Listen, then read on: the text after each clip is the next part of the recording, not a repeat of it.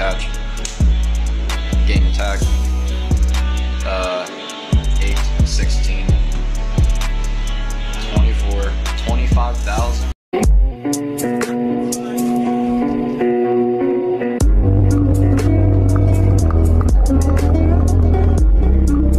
What's going on YouTube? It's Red, and today we have a Ogdoadic Lair of Darkness, Dangered Chaos deck profile for you guys. I know it's a mosh posh of stuff, but it works, and that's what matters. The deck's actually 45. I'm working on cutting down some cards in ratio. Still playtesting, of course. Waiting on some cards in the mail. Deck's not at 100%, but this is still pretty freaking devastating, guys.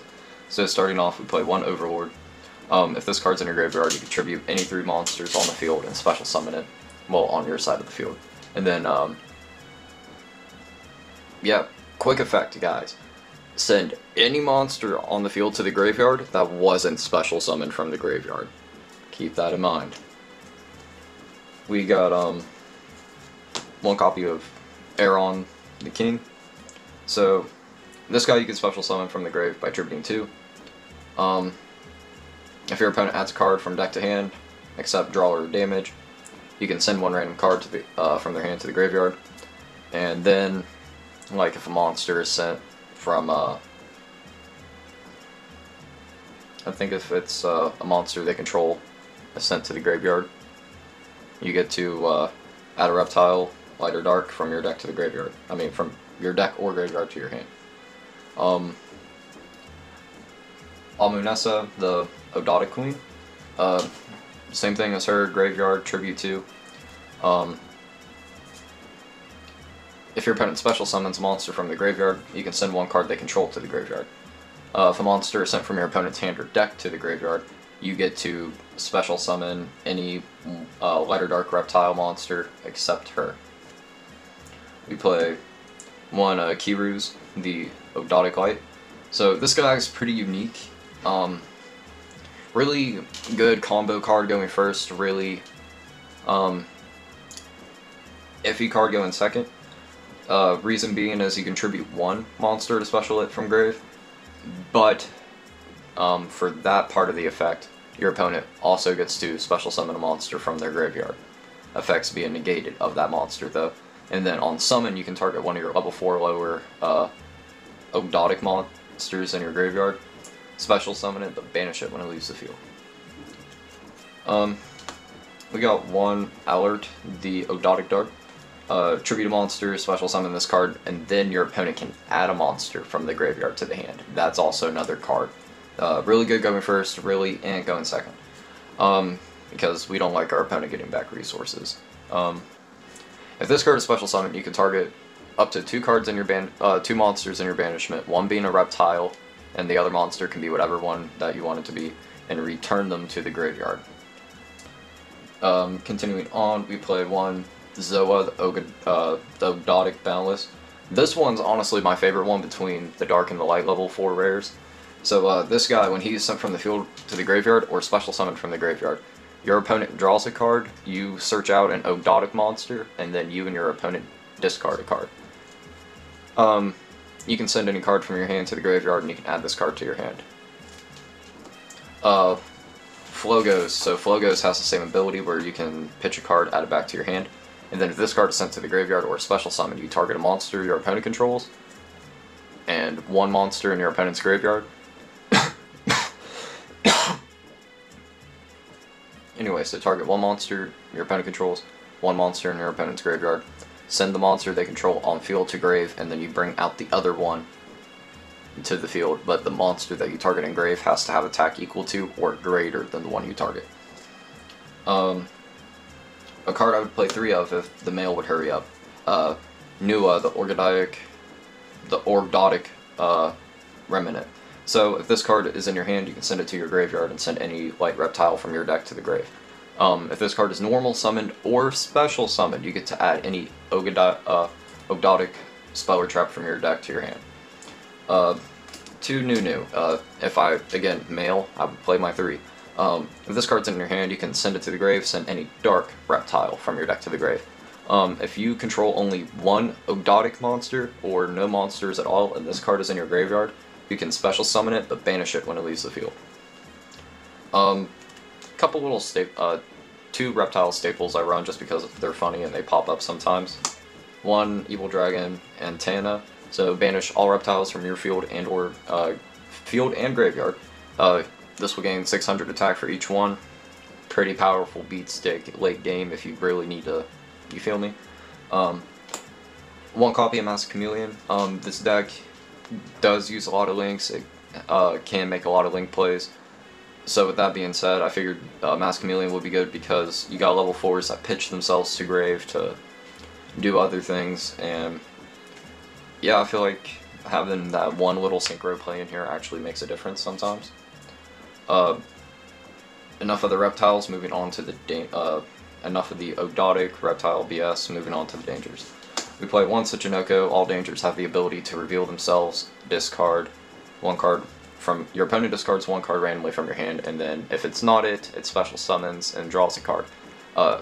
If they are discarded, they have different effects. This one will special summon itself out from the graveyard if it's discarded. Jackalope. If Jackalope is discarded, you get to add any danger monster. I mean, not add, you get to special summon a danger monster from your deck in defense. Nessie. Nessie is the one where if you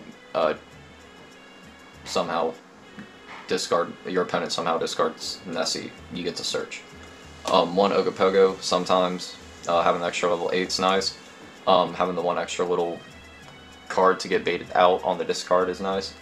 Other than that, it's just another level 8 for us to use and abuse. Thunderbird. Possibility at 2. As of right now, I kind of like the 1.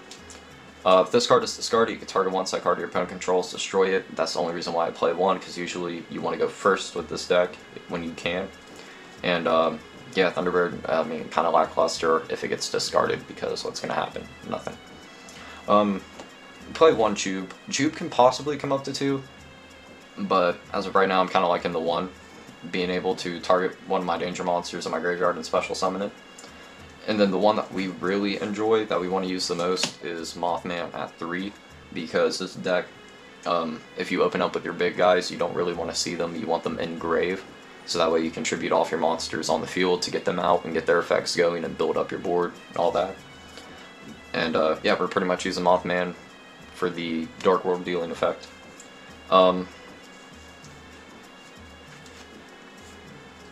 For the Chaos engine, we got the 1 Chaos Valkyria.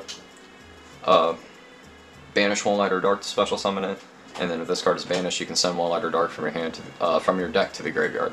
And you can't activate cards with the same effect of that card until the end of the turn, or something like that. White Dragon Wyvern Buster. Banish a Dark, special summon it. If this card is sent to the graveyard, look for Black Dragon, Call the Serpent. Black Dragon, Call the Serpent. Banish a Light, special summon it. If this card is sent to the graveyard, you search out White Dragon. BLS. Banish a Light and a Dark, special summon it. If it attacks, it gets to attack again. You can target a monster your opponent controls, banish it, and if you do, this card doesn't attack. Envoy of the End. Yeah, pretty much to use his effect, you just summon him out, activate it, and then you can't do anything else the rest of the turn. The card that we really like to abuse in this deck, Chaos Creator. So, with this guy, when he is special summoned, you get to target 3 of your banished monsters. Special summon 1, and put the other 2 on the bottom of the deck in any order you want. So if you're comboing off, and you run your extra deck the way I do, you can make anywhere between a 9,000 to a 25,000 Numeral Dragon with this play if you haven't done it yet. Other than that, it's a really cool extender to just keep him out in bodies. Quick little hand trap run through. Of course, double Ash, because we don't want our opponent touching our deck, touching their deck. And I would play Nibiru, but I sided them out and forgot to put him back in, so instead we got 2 Lancia for this deck profile to stop the banishments. Woo. Going into the spells. Lair of Darkness. So, everything on the field becomes dark. Cool. You contribute your opponent's monster once per turn to activate an effect. Okay. During the end phase, every time you've every time you've done a tribute, you get to bring out 1,000 attack, 1,000 defense token. So it's pretty nice being able to have the token manipulation to really use those to tribute off as well to get your other big guys' effects to go off. Next we got triple Snake Rain. So Snake Rain is honestly a really powerful card for this, because you have to discard to activate the effect, and if you discard a danger, then not only are you activating the cost and then resolving Snake Rain, but after Snake Rain resolves, you get to proc your danger effect that you discard, which is pretty nice. But this allows you to send 4 reptile monsters from your deck to the graveyard, and this card pairs up really well with your Ogdoadic Water Lily, so you can send any reptile from your deck to the graveyard, and then if you have 5 or more different names in your graveyard, you can special summon any reptile monster from your graveyard. You can only activate this once per turn. This is a fun way to cheat out your Overlord turn 1 every time if you pair up Snake Rain with this, or if you just somehow open up with the correct hand to combo off and keep track of the reptiles in your hand and hold this back until last moment. Of course, Chaos Engine, we're playing double Chaos Space. Sending any light or dark monster from our hand to the graveyard to add one that can't be normal summoned or special summoned, light or dark, from the level of 4 to 8. And then you can banish this card from your graveyard, target one of your monsters that are banished that cannot be normal summoned or set. So something like your little level 4 dragons, your BLS, your Envoy Dragon, Chaos Creator, even Inteleon. Put it on the bottom of the deck, draw a card. And because this deck is kinda and hates to go second, we play double Dark Ruler to deal with that. Only bad thing about Dark Ruler is you can't really deal damage, but that doesn't matter because we're breaking that board. For the extra deck, we have 1 Shock Trooper, so discard 1 reptile. Shock Trooper's hilarious. So anyway, you can discard 1 monster, place A counters, like, not A counter like singular, but like, because it's an alien, you know, A, and then counters, equal to the original level of face-up monsters on the field, and then you distribute the counters as you wish. This card is destroyed by battle, or card effect and sent to the graveyard. You can special summon non-reptile link monsters with different names from your graveyard up to the number of monsters your opponent controls with A counters. So this is kind of hilarious, because if you really hold this back till last freaking minute to really change the tide of a duel, just give all your opponent's monsters A-frames, just go into battle phase, hit it, and then just special summon your 5 big dudes, activate Overlord, wipe your opponent's board, and just poke for game. We play 2 Akinda, so when she is link summoned, you can target a face-up monster your opponent controls, make its attack 0. Once per turn, you can add a reptile monster from your deck to your hand equal to the number of monsters your opponent controls with 0 attack. The only thing is, after you use that effect, you're locked into reptiles, and that is it. That is the only downfall, so I recommend trying to save that effect for last, but if you can go ahead and link summon into it and have it ready, I'd recommend doing that. Again, this deck kind of burns through links, so we got IP just to be able to link off on our opponent's turn for one of those weird hands that we get to go into either Appaloosa to have the monster negation, Boral Sword to have the big beater that can't be destroyed by battle or by card effect, or yeah, that's about it. And then we play the Saryuja because as you're comboing off, sometimes your hands won't be looking the greatest. So if you go into Saryuja before links, you get to draw 4 cards, put 3 back on the bottom of any order you want, and then if you happen to have one of your big reptiles in hand, like Overlord for example, since you did 3 monsters with different names as well, you get to special summon 1 monster from your hand, and it can be any monster. So yeah, we bring out Overlord. The reason for me playing the Mass Chameleon is for Borreload Savage Dragon.